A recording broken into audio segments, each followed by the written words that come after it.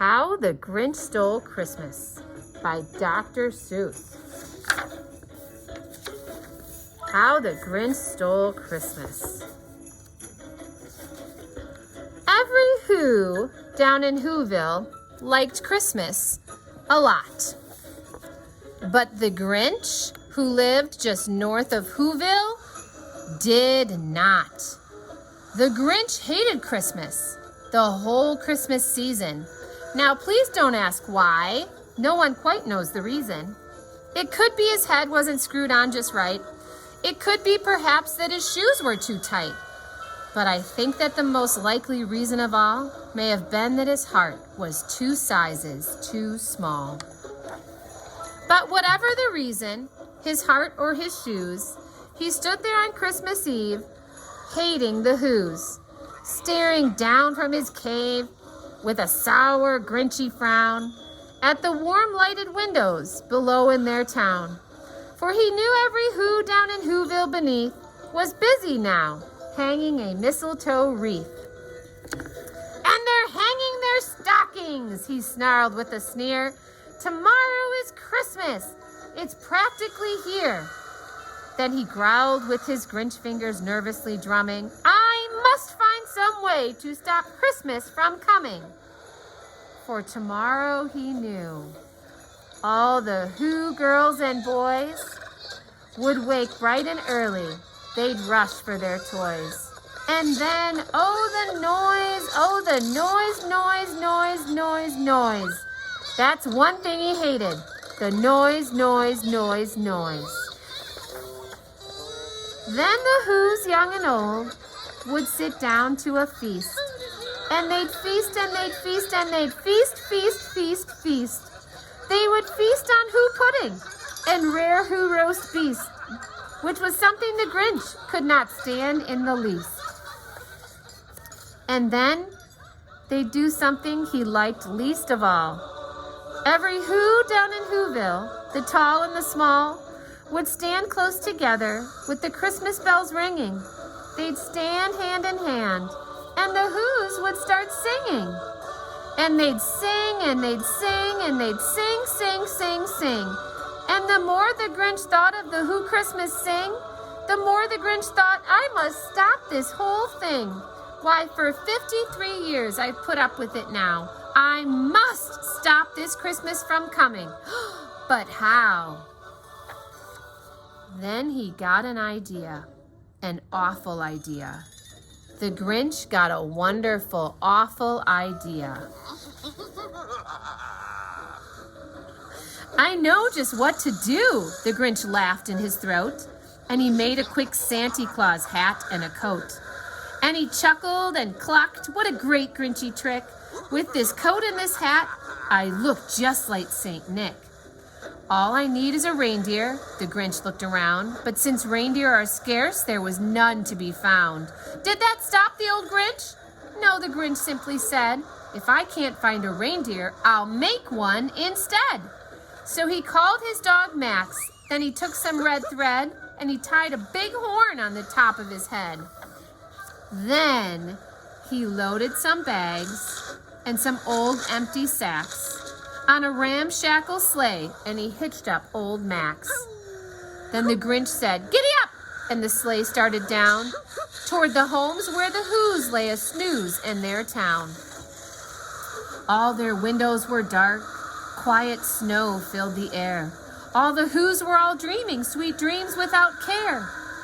When he came to the first little house on the square, "This is stop number 1, the Grinchy Claus hissed, and he climbed to the roof, empty bags in his fist. Then he slid down the chimney, a rather tight pinch, but if Santa could do it, then so could the Grinch. He got stuck only once, for a moment or two, then he stuck his head out of the fireplace flue, where the little Who stockings all hung in a row. "These stockings," he grinned, "are the first things to go."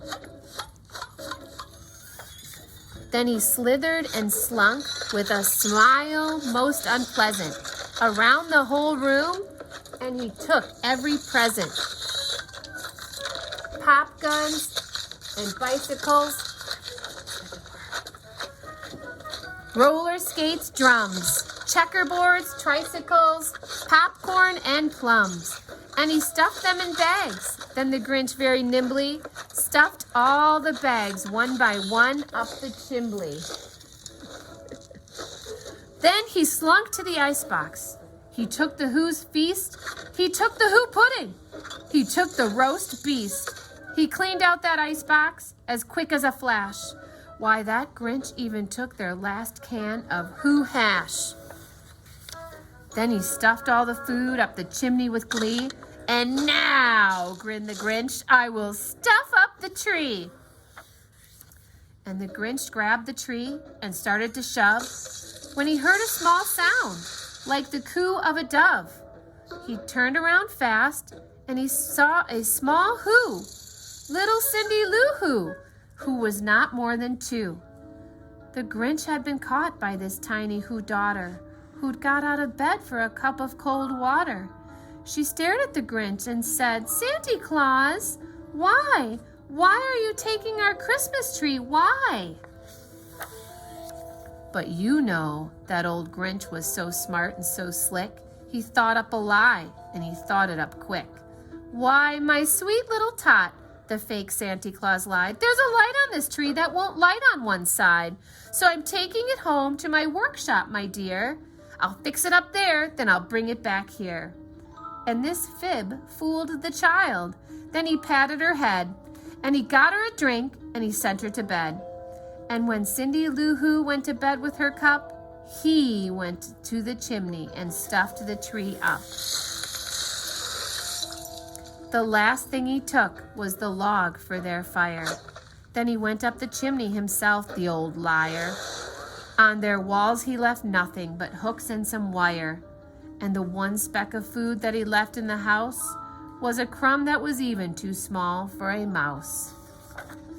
Then he did the same thing to the other Who's houses, leaving crumbs much too small for the other Who's mouses. It was 1/4 dawn, all the Who's still abed, all the Who's still a snooze, when he packed his sled. Packed it up with their presents, their ribbons, the wrappings, the tags and the tinsel, the trimmings, the trappings. 3,000 feet up the side of Mount Crumpet, he rode with his load to the tip-top to dump it. Pooh-pooh to the Who's, was the Grinchishly humming. They're finding out now that no Christmas is coming. They're just waking up. I know just what they'll do. Their mouths will hang open a minute or two. Then the Who's down in Whoville will all cry, boo-hoo. That's a noise, grinned the Grinch, that I simply must hear. So he paused, and the Grinch put his hand to his ear. And he did hear a sound rising over the snow. It started in low, then it started to grow. But the sound wasn't sad. Why, this sound sounded merry. It couldn't be so, but it was merry. Very. He stared down at Whoville. The Grinch popped his eyes. Then he shook. What he saw was a shocking surprise. Every Who down in Whoville, the tall and the small, was singing without any presents at all. He hadn't stopped Christmas from coming. It came. Somehow or other, it came just the same. And the Grinch, with his Grinch feet ice cold in the snow, stood puzzling and puzzling. How could it be so? It came without ribbons. It came without tags. It came without packages, boxes, or bags. And he puzzled 3 hours till his puzzler was sore. Then the Grinch thought of something he hadn't before. Maybe Christmas, he thought, doesn't come from a store. Maybe Christmas, perhaps, means a little bit more. And what happened then? Well, in Whoville, they say that the Grinch's small heart grew 3 sizes that day. And the minute his heart didn't feel quite so tight, he whizzed with his load through the bright morning light. And he brought back the toys and the food for the feast, and he, himself, the Grinch, carved the roast beast. How the Grinch Stole Christmas.